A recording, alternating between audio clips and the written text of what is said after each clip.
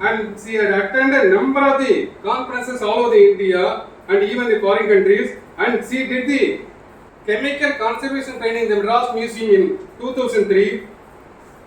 She received the fellowship, the Charles Fields Research Fellowship in the year 2015. She received the research fellowship and INTAC. INTAC is an organization. உங்களுக்கு எல்லாருக்கும் தெரிஞ்சிருக்கு intake ஒரு நிறுவனம். இன்றைக்கு சென்னையில் ஏறக்குறைய 257 கட்டிடங்கள் பிரதான கட்டிடங்களாக உள்ளது. There are 257 heritage buildings in Chennai, and this has been listed by Justice Bhakteswara Committee, which has been formed in 2008. So in the INTAC she received a fellowship award, and she received the fellowship award the Asian Civilization Museum in Singapore. She received the Research Associate Award the Craft Education Research Center Foundation in Chennai in 2007. Of the Indian Association for the Study of the Conservation Culture Property, and she was a member of the Museum Association of India. She is a member of the International Council of Museum, and she is a member of the Indo-American Association Chennai, and she is a member of the Craft Councils of India. She did St. George Port in Chennai 2019. நம்முடைய தேசிய கொடியை 2019 அதை conservation பண்ணியிருக்காங்க. இவ்வாறு பல்வேறு சிறப்புகள் பெற்ற இவரை இன்றைக்கு உங்களுக்காக அழைத்திருக்க எங்கள் அருங்காட்சியகம் மூலமாக இந்த செப்புழை ஏறக்குறைய ஒரு 45 மினிட்ஸ் நடக்கும். அதை நீங்க கவனிக்கணும். இது உங்களுக்கு யூஸ்ஃபுல்லா இருக்கும். Okay. Yeah, can I speak without the mic? It's been quite interesting because much of the points, at least the introductory points, what I thought I should cover, Sir covered it. And I think I'm still going to go into my subject and not talk about it. And today, for me standing here, it is a privilege, it's an honor, and it is nostalgic. You may ask why nostalgic? Because I was the first PhD from this government museum, and when I was asked to give a presentation, apparently this year the topic is museum sustainability and well-being. This is by the ICOM. Every year they come out with a concept, and that is the illustration. I didn't put the source. I'm sorry for that. I should have done it. It slipped off my mind. I just overlooked. So that is from the ICOM website, and it has to be something to do with sustainability. And I thought, why not research? Because this is a space I researched. Everybody does PhD for 3 years, 5 years. I did for almost 10 years. So every day I walk into the campus, I walk out of the campus non-stop. Almost 10 years. At 10th year I got 10 years exactly. 2011 I got, 2010 I was awarded my PhD, and 13 years later today I think I was here to defend my thesis, and the very first presentation I'm doing is now after 13 years. So it's a great privilege and honor, and I'm very honored, and it is wonderful to see students. So I have a problem here. I have a problem with coordinating the presentation and talking, and I will try to do justice. Okay. So basically this is the title that we need. Why there is a need for research in the museum? Do you think there is a need for research? Yes. Do you think there is a need? Okay. I never thought there was a need. When I walked here to do my register for my PhD, I came solely for my own, desire or my wrong notion of thinking, doing my PhD, I will know how to read and write beautifully. Here, it's going to be more of a journey of my own into research, and you can take this as a case study.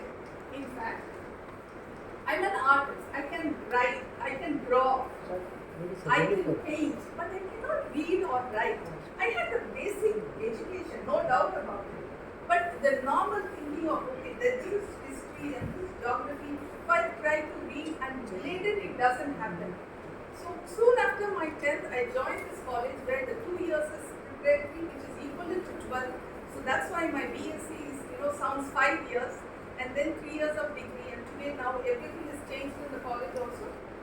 I joined there, so being there are many things. When I finished my Master of Finance in Textile Design, I realized I hardly know anything about Indian textiles because I'm a textile designer. What do I know? So then I thought maybe if I do my PhD, I will get to know something. So almost 2 years I was looking around. As I was finishing my PhD, I was looking, post-graduation, I started looking for a guide. I never got it. And somebody told, you go to museum, there is a department, you talk to one who's of the sailor. And you know, within brackets, he's a weird man, so you go.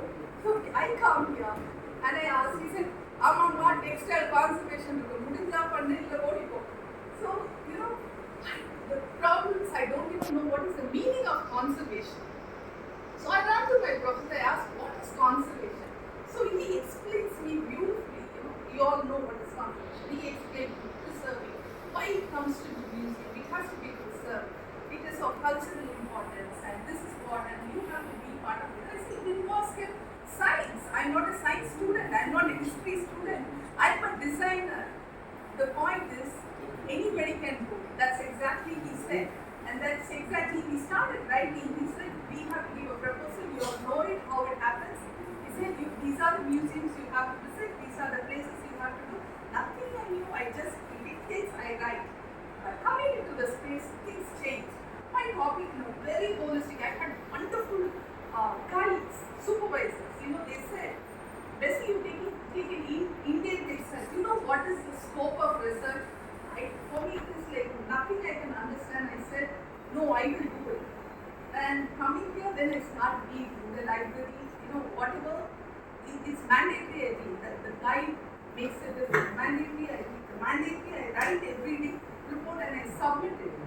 And this is when I started understanding or the realization it is a very big world and the normal thinking or within the box thinking is not going to help. I have to unlearn to relearn. So all that I have learned, all the notions I had for how things have to go for me, you always have a heart set. It has to go. If it doesn't happen, you get upset. So that's exactly, and somehow down the line took it well, and my journey starts from there. And long story short, I freeze on one particular textile, and this one particular textile is exactly what I'm going to talk. Like I said, the role of museum, sir explained the very same thing which I took it from the internet is there, but how research, those days it was just collection, preserving and exhibiting. Why did they collect? Who thought it has to be collected? Apparently for us, it is the Britishers who were here, they found it fascinating. Like the idea of bringing things together to a place was to study, was to research. The very basic of the museum itself is research and education. And now the concept, with time, things change. There was a time you need certain things, like for example, textile. There was a time, class people have to be encouraged, and they said, okay, let's have the bazaar, let's have the Bilihan, let's have this and that. But now you know what? It is a saturation point. There are craft bazaar everywhere. It is happening. What's next? There is an outlet which we have created for the craft people. Now what's next? It is not enough because change is constant. We are evolving every day. So same likewise, even the museum. Earlier idea was to collect, preserve and promote or exhibit. Now what? Now what is the beauty of the museum? With the technology, with the advancement, the scope is really, really large. From filmmaking to music and to have storytelling and workshops, there is the scope, and you interns are sitting here. So much has developed. Connectors. We are the main link. And okay, here this is something. Like I said, I'm going to do now. It's going to be the case study. I took a particular textile called Kodari Karruppu. Kodari Karruppu is nothing but a place where the textile was made. Like Kanjipuram. Everybody knows Kanjipuram. Everybody knows Banaras. Everybody knows Kota. And we all know, we know and how do you think these textiles were made? Can anybody tell? Machine made? Handmade. Handmade. So this textile is apparently more than 200 years old, almost 200. What do you think? You all know, you all are history students, I understand. There is something called evolution. There is something called industrialization. So what this obviously belongs to a pre-industrial era. So what do you think the colors must have been? What is the source of the color? Fruits and vegetable extracts. Just because flower is colorful? I love it. Huh? Yes, then Vegetables, fruits. minerals. So they now minerals. Let's say we call it as pigments. So what is the difference between pigment and dyes? Dye is extracted from the pigment.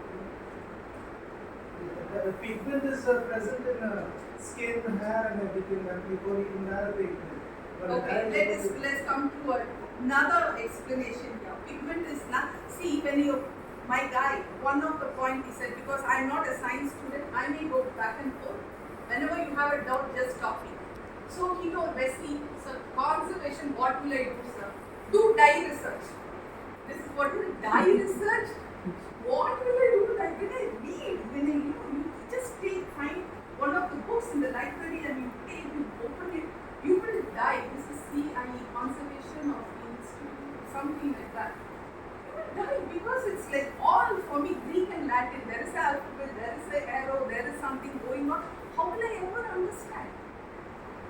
So coming to the point, what is a dye and what is a pigment? Pigment is a suspended party.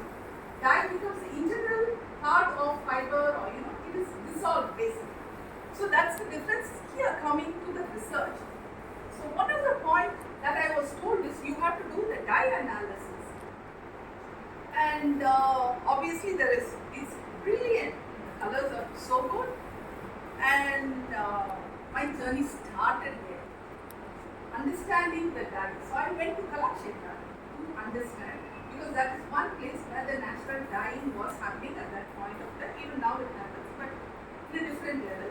So I went there, I sat there every day, attendance, I give the attendance here, I go there to Vesanada, I sit there in the department and I started understanding. Okay, it's basically from the plants. At least in South India, we use the plant source.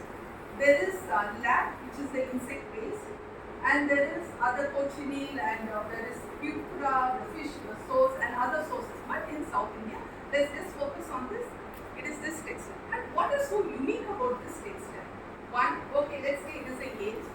Next, it was done only for the Maratha rulers who were there in Tanjavur. And the place of production was Kodari Karruppu. Hence the name Kodari Karruppu, and it is nothing but cotton and a bit of silver saree and a complex technique of painting with wax and dyeing. It is too complicated. This is another subject to understand, but I will not go into it. So one textile, what I thought I will never be able to learn in my life was history.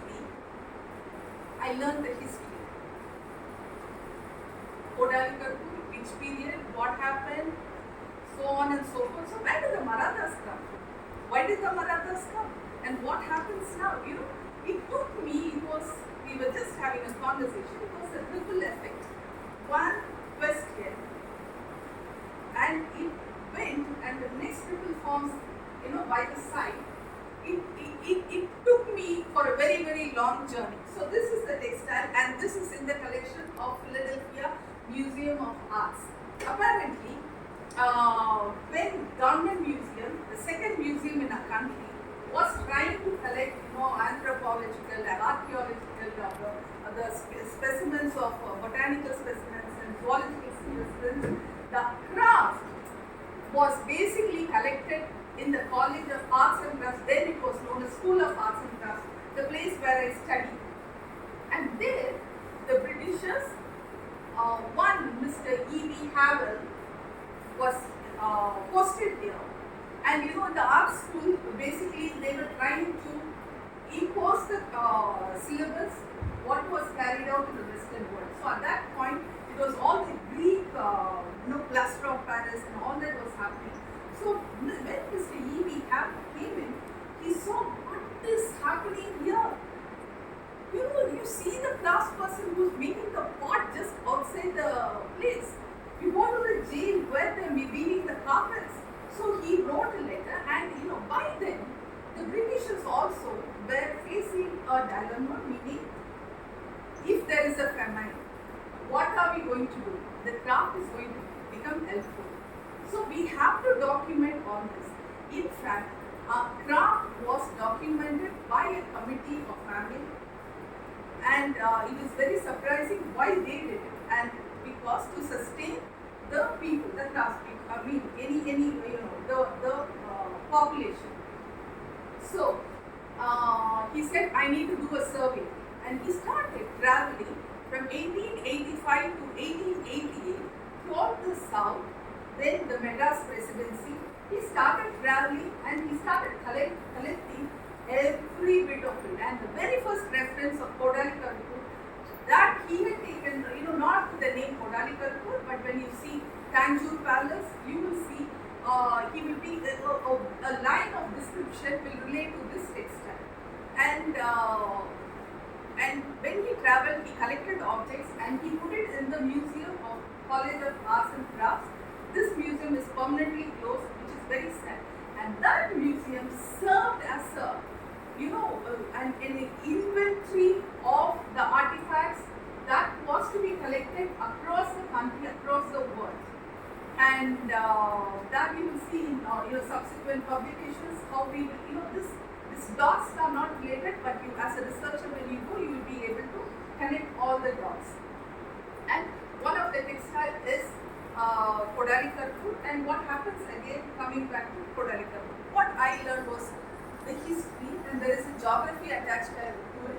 There is a crafts community, and there is what is the source of that. So when there is what is the source of the material? Cotton means naturally you go into the botany.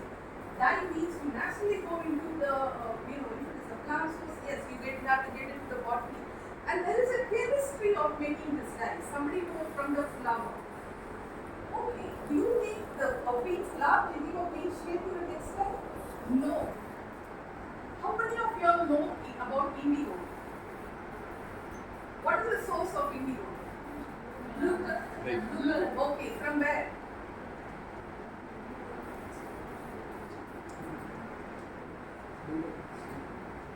It is from a very beautiful green plant. Okay, the green plant, the green leaves gives a lovely look, and this I would call it as alchemy. We say the craft people then were not knowledgeable or educated or no, they knew how to the process of reduction and oxidization, and they know how to make it soluble and how to fix something to something else. They knew it and they did it brilliantly. And this was a journey which was, for me, it is not the bookish knowledge, for me it was a very practical thing. I had to understand the colors first, like I said, the thread. So what are the sources of thread? I had to identify the plants. From the literature, then it has to go in for further analysis of scientific analysis. You have to stand it, you get the samples, you do a comparative, study. All this I was able to do with subsequent fellowships with various museums across the world. And so basically, one object, we may think it's just an object. What is the connection? What you are wearing, what I am wearing, or what I am wearing. What does it have? You don't see it as an independent piece. It is an object, and it has got everything possible. History, geography, community. There is a chemistry. There is a thread. There is something. There is a dye. There is something. Any object, it changed my whole perspective. What one textile can take you through. So this is basically to say where is Kodari Karruppu, and the Tanjore Palace is there, and that is what. And this Kodari Karruppu, the technique is not there anymore, but if you Google, you will see everybody coming out with the piece, revival of Kodari Karruppu, food block, we are doing it there, this and that. Every story you find. But the true technique, why it is important as history students and or as a researcher, one needs to find out the fact and place it. See, anybody knows about painted textile? Painting தெரியுமா?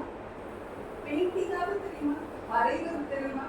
வரைகிறதுக்கும் போட்டோக்கும் வித்தியாசம் தெரியுமா? தெரியுங்களா? எது வந்து superior? எது skillful? Photograph also skillful only. Painting. அதே மாதிரி textile இது painting. இப்போ when you talk about your country's heritage, if there is a painting, let's say Ravi Verma painting also is there, undermining our country, you are undermining the skill set that we possess. We are undermining a whole lot of things. We might think, one object, what damage it can do. It can do a whole lot of damage. We underplayed turmeric. Somebody got the patent. We undermined neem. Somebody got the patent. We undermined everything. Today, in this scenario also, in this textile also, there is a very fine craftsmanship done with wax. How many of you have heard the word batik? Batik, it is a technique where wax is used to make the design. And we were the masters, we were the finest of work. And apparently, in the Coromandel Coast, when I say Coromandel Coast, south of the east coast till northern Sri Lanka. And these textiles was never for the local consumption. It was always traded, and it was traded to Southeast Asia. There, it was these textiles that went from here was of religious importance. It was revered textiles, real textiles. So when there is any occasion, these textiles, and not anybody or everyone can own it. Only the chieftains or the royals can own these textiles. Now, for them, these textiles, they literally worship. With the political climate changing here, with the export of these textiles was, reducing. Now, we had trade, even our crafts people traveled there. They started making the craft. Today, if you Google the word batik, the name Indonesia will pop up. But the craft went from south. And today we have no trace of it. We have no trace of it. One or two people like me will be, they're talking like this. But what joy it is. I think it is our responsibility to claim what is rightfully ours. And now that there is a lot happening, which is saying this is being, this is cloud printing, I'm saying don't compromise. That's a different thing. I don't want to get into today's Kodari Karruppu, debate. So, like I said, let's say the Kodari Karruppu is cotton. Cotton comes from a plant. Everybody has seen cotton? Have you seen cotton plant? Yes. How do you think it's a fluffy ball? A yarn is made. Don't you think it's magic? Don't you think it is actually? You try it, you will know it. And the strength that it has, it's all the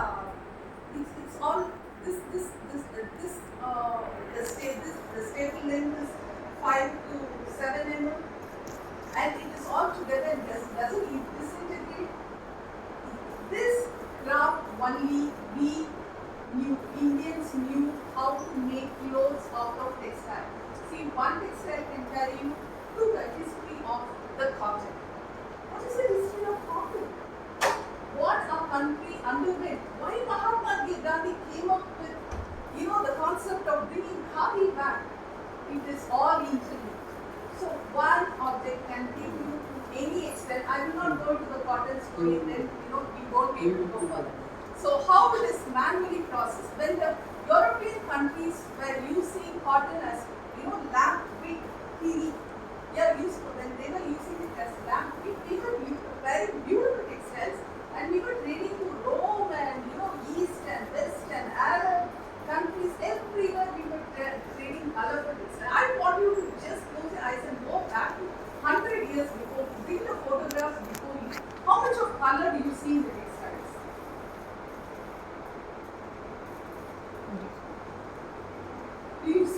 don't see. It's all black and white photograph. But do you see colors or you don't see colors? You see lots or you see less? Hardly you see colors, because colors were very expensive, and colors from the nature even then also was expensive, today also is expensive. Handmade cotton is expensive then also, today also it is expensive, and transferring the dye to the cotton textile, only we mastered, and we were known the master dyers of the world. That is why the world came to us. It is also said the Romans emptied their coffers in purchasing the textiles from the the cotton textiles, colored textiles. So these are some of the processes where the company, the East India Company came. They said, okay, this is how they are making it. They documented it. See the way they have documented it. And today, how much we have documented, what is the level of documentation. You might think I'm a little cynical, yes I am, because when I'm capable of doing something and I don't do it, that is wrong. So I'm not pointing into my fingers, I'm pointing the fingers to myself. When I know what I'm capable of, when I don't do it, it is not right. And I think that is very important for the country that we document it. And yeah, like I said, the plants that yield grape, and these are some of the botanical drawings that I found out. The first, because in the 18th century we find a lot of documentation documenting the flora and fauna matters. If you go to the Kanimala library, you see a whole lot of painted birds and fishes and whatnot. Everything is there. So these are painted floras of the Coromandel area, and this was done by William Rosberg, 1799. And something is written about the cochineal insect. yes, sir. Also gives some like- Yes, sir. We don't use cochineal here, sir. Why did people use that insect? Not that Probably, sir. Even today in Mexico, you go cochineal is highly used, sir, because that is normally available there, sir. these plants are not available. No, what is available here is not available in Delhi, sir. So this is very much, this particular plant, what I am talking about, Goldenlandia ambulata, it is found pan-India. But this practice was done not even in Orissa, the south of Andhra till north of Sri Lanka. Only, and the coastal belt, and in fact we cultivate it. Though this plant grows it grows everywhere. It's a perennial plant. It grows. The root is used for root bark is used for dyeing. Apparently, there's a very interesting deviation. I'm going to deviate.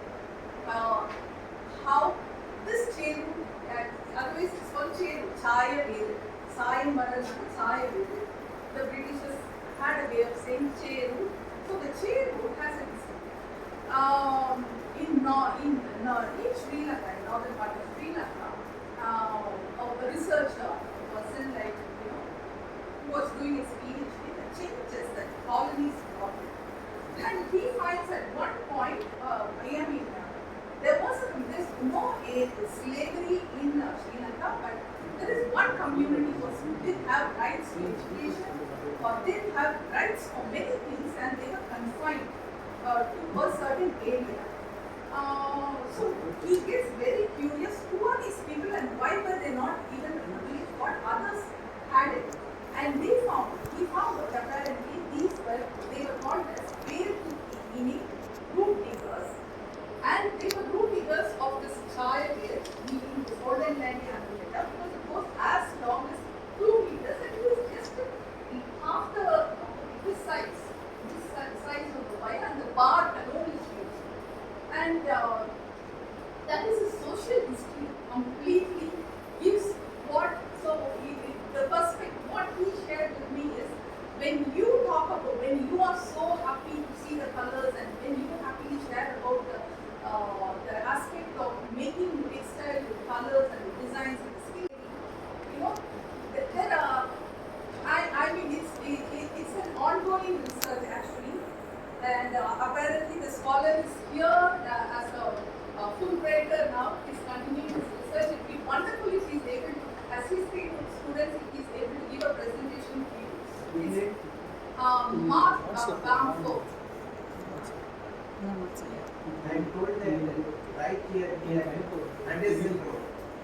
kilometers away, there was a huge cactus planting for getting this material. So they tried some, but they failed and stuff. Yeah, but Yeah. what was the necessity? In Madras we get this. So there is always a cheaper method of doing. Why we are running in petrol? Why are we going to alternate gas?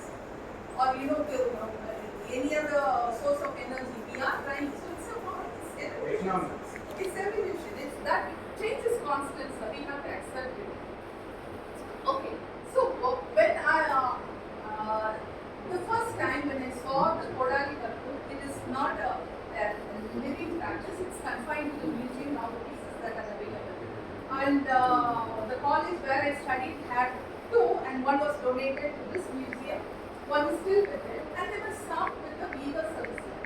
I started for PhD when I joined அவருடைய up and I took this as a Ananda subject. I know my scope was nothing if I'm going to என்ன be பேரு? just taking my bag, walking to Anand the தான். meeting people. No, அதான் sir it's not யாருக்கு going to Anand happen. தானே அவர் அந்த number வந்து Like I said, I வாட்ஸ்அப்பில் had இல்லை wonderful teachers and my supervisor was very supportive, and this government museum was extremely supportive. So I told I'm going to take a scholarship, I'm going to try to getting fellowships, and can I take? They said please do. So the first fellowship what I got was the Nehru UP Visiting Fellowship. Why to UP? Because I came to understand that the Victorian, now my search was to identify how many museums have the Kodari Karruppu. And I was told the Victorian Albert Museum has, so why don't you apply? So I wrote to them, and I got, there are two things which I wrote to the Victorian Albert Museum. One was in 1850s there was a great exhibition that was organized in France and in UK. And all the artifacts that were collected from here was exhibited there. Excellent time, my child. You can tell. I will finish it up. Okay, I'll try to run through it. I know all must be hungry. And one person decided, okay, and there was an Indian museum in London. You know that? India Museum in London. Please Google everything and see. Even at the British Library, Indian section, there is an Indian section. Okay, so when I was refused permission here in archives, I wrote to them. Then I went in 2014 as a Charles Wallace Fellow, because archives in India doesn't open up to you.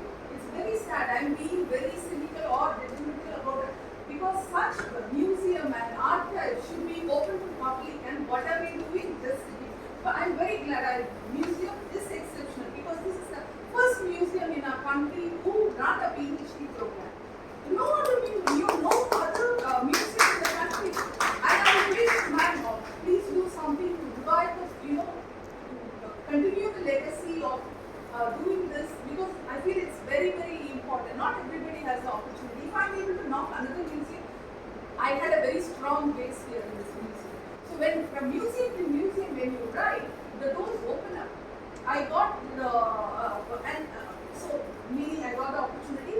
Here again, the pictures that were shown in the exhibition were cut into pieces and they were put in 18 volumes. We have the 18 volumes here. There are apparently only 20 sets, 18 volumes and 20 sets, and one set is here in the government museum. Fortunately or unfortunately, fortunately we have the volume. Unfortunately, only 7 samples are there out of 700 samples. Everything, people who come and walk and vandalize. Sir told very rightly, who are the first enemy? Humans. It was not a rat or a cat. It was a human who just took the textile away. And I apparently met few of them who said, we took it from there for our revival. It was very sad. And these were government officers. Anyway, that's a different thing. But then, it is our responsibility now. Everybody says the future is the younger generation. I would say it is with us also. It's our responsibility to pass on to you. And yes, and you are the ambassadors, future ambassadors. And like I said, this textile is 200, and one of the reasons was find out which other museum has it. And when I started exploring the museums, simultaneously I was doing the dye analysis, and then there was Zari. Zari, everybody knows what is Zari, right? Zari. And today Zari is machine made, but those days it was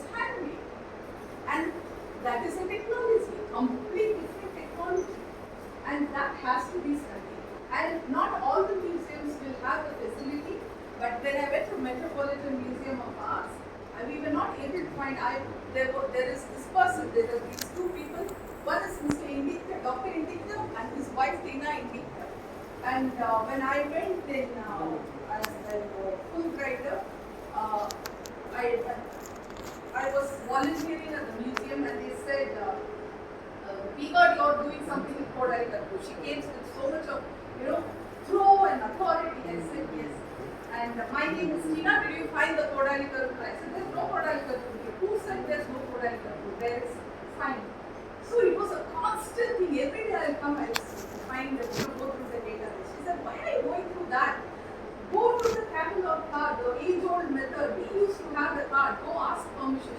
So I got the permission. They opened up the catalog card, and I was going through. The thing is, have you used the catalog card in the library? Have you been to the archives? Please go. If you all are history students, please, I'm begging you. Go one day. You all have the permission to walk into the archives. Ask for the catalog card box. I'm sure they still have it. It will be a narrow box with the iron rod, and all the papers with the information will be tagged. It will be tightly packed. So here also the same system. When you move the card, if one falls and it goes flat, apparently it moves back and forth as you move it. It is so tightly packed. And one day I found one photograph upside down. When I turned it, is just this way. But the Kodari Karruppu is so etched, all the design.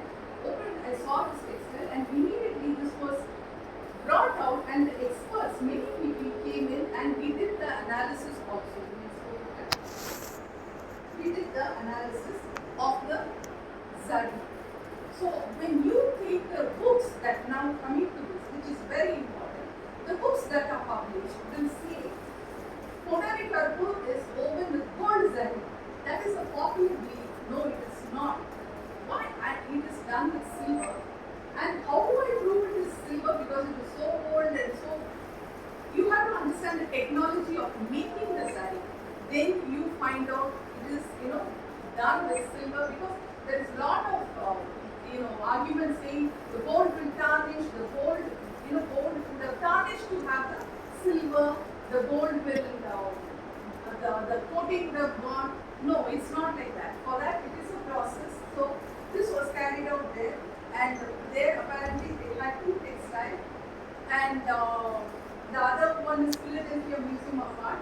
When this was collected in the government museum, the College of Arts and Crafts, Mr. Havel, they contacted him, and he, in fact, his handwritten note is there, gave 3 textiles, it was sold to him from the Tanjore Palace. It was procured and it was transferred there. And this is very interesting one. It was done in 1900s, and you will see the gold as gold. When you see the laptop, you have this is blown up. It's on that here. Very interesting information you have. This was a Malay chieftain places an order in Kodari Karruppu or the Tanjore Palace. God only knows. Places an order.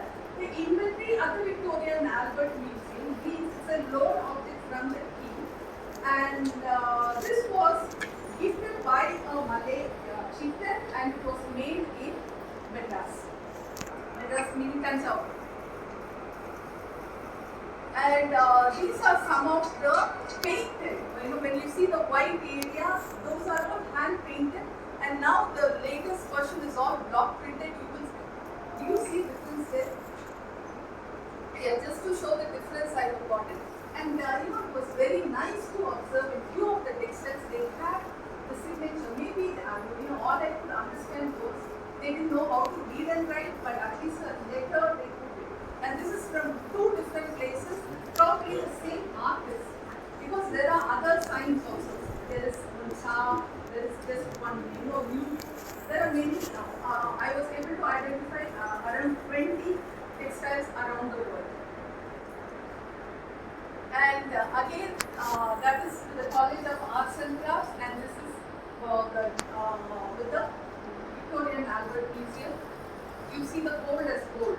By then it's a machine-made zari. You see the change of technology, the variety of cotton varies. You very clearly see the evolution also. And now, thank you for listening patiently. And this is something new, which was taken from green leaf and a blue color. இன்றைக்கு Okay? And a brown bar is the red. And these were all scientifically analyzed in Japan. When I was there with the Asian Civilizations Museum, it is their sample. Sorry, I didn't acknowledge it. And yes, with one simple thing, what museum can offer? Everybody knows aeroplane, right? Airbus A380, Google.